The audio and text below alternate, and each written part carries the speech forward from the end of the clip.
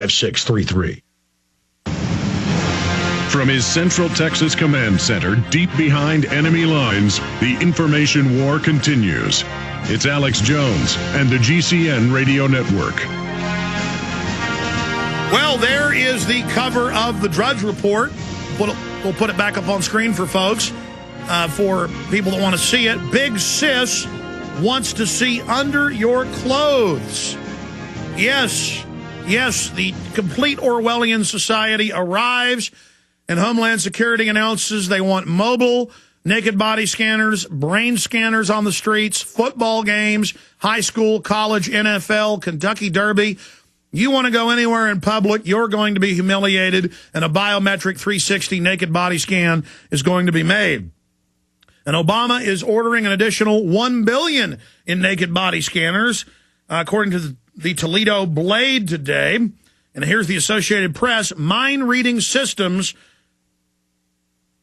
could change air security. So complete and total quackery. They're not reading your mind. This is just another way to interrogate you and claim that you're a thought criminal. We literally are living in a nightmare Buck Rogers society. But we're not flying around with silver jetpacks. No, all the technology is being used to enslave humanity. The good news is the head of American Airlines says he doesn't want the naked body scanners and they don't work, and points out what security experts have already said. The underwear bomber on Christmas Day was brought through security. They had naked body scanners in the Amsterdam airport. They weren't used, and they wouldn't even have detected his underwear bomb, the large firecracker he had in his pants. So that is all coming up today. You know, in the history books, how did America end? How do we become a high-tech police state? How did Americans let them naked body scan their children, their wives, their husbands? Oh, somebody had a firecracker on an airplane. Land of the coward, home of the slaves. You know, when the wind blows, the American people slit their wrist and worship government and just scream, oh, God, we love you, government. Take all our rights away. So we're going to be breaking that down today. We have Damon Vickers, who is syndicated radio host in his own right. He is a pundit on CNN, MSNBC, New York Times, Barron's, Investors Business Daily. He heads up 9 Points Capital Partners, and the website is npm.us, 9 Points management.us. So npm.us, and he's with us for the balance of the hour. I agree with him a lot about gold being a good investment, the dollar being in trouble, world government being established. I don't agree with him that we have too many people, and we'll debate that some today. Some of our listeners really liked Mr. Vickers on his economic views, didn't like him on his population views. But he is back with us due to popular demand, and we appreciate Mr. Vickers joining us. Good to have you here with us. Alex, I love you. You run a great show, and I have to say that I purchased your Fall of the Republic and New World Order movies, and I watched them thoroughly, and I watched, I think, one of them at least twice, and they're well done, and they're thought-provoking, and I think for a society and a world at large that spends too many hours per day comatose, DVDs like that and content like that can really wake people up, and they're great. They're great movies. They really are. You also noticed something that I hadn't noticed in New World Order that I consulted on them in, but it's not my film, though my name is on the back of it. They just did that for promotion purposes, I guess. Infowars.com is there as one of the producers for some reason. But it's like an honorary degree or something. I don't deserve it. But I'm driving around on the radio and tuning into your radio show as they're interviewing me, and so there's a snip of you in New World Order. So certainly a strange coincidence. It's strange, yeah, especially with the New World Order thing, yeah. Well, I mean, that was years. I don't do a radio show anymore, but there was a time that I was on about 45 stations, 5 days a week, for 2 to 3 hours a day, and during that period between 2000 and 2003, when the NASDAQ was collapsing, I spent a good part of my radio show, bashing the CNBCs and the Bush administration and the like. So the trend was certainly down, and there were cheerleaders for a collapsing market, and I wasn't one of them. Now, Damon, briefly tell us a little bit about your business operation and some of its success, because that's really why we have you here, is because you've been one of the most accurate and successful people out there in predicting where things are going.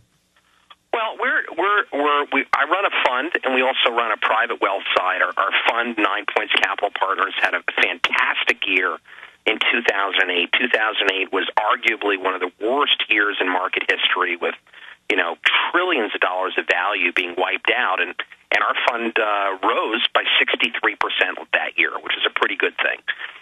So we made money in a bear market, and more than a little. I'm also, if you take a look at the 2000 to 2003 period, we were short during that whole duration as well.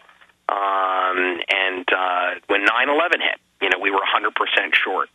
And not because I had inside information or anything like that, but because the trend was very decidedly down.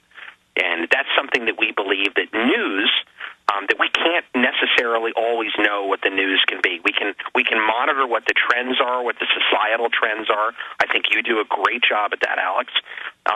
But the news tends to reinforce whatever our positions usually are, if the trend is either up or down. So we're flexible, we're fluid, our style is adaptive, and so that I think that gives us an edge as investors. Other investors are more attached to what they think they know, or they're worrying about the future, but they're not really living in the present, and that's something that we don't do. Living in the present is what we do here at 9 Points Management and Research and at 9 Points Capital Partners. Okay, I want to get into the economy and what you see in the year 2010 with Damon Vickers.